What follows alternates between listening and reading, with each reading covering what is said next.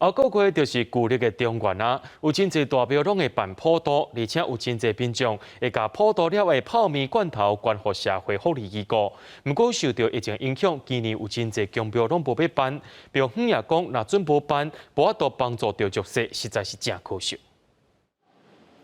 来到五家龙兴宫妈祖庙，民众要是爱伫外口参拜，不过因为未解封，希望通互信徒入来参拜。庙方已经向市府提出防疫计划，嘛已经规划路线，室内空间上济60人，公所初步已经同意。还是在外面，这样比较安全。源头啊，在哪里都不晓得，搞不好进去又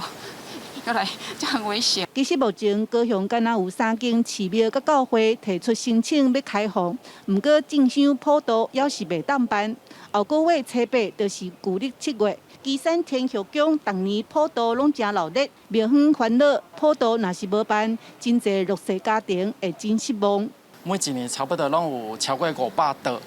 的这个普渡桌啦，那有些是勾选要自取，要领回去要吃平安的，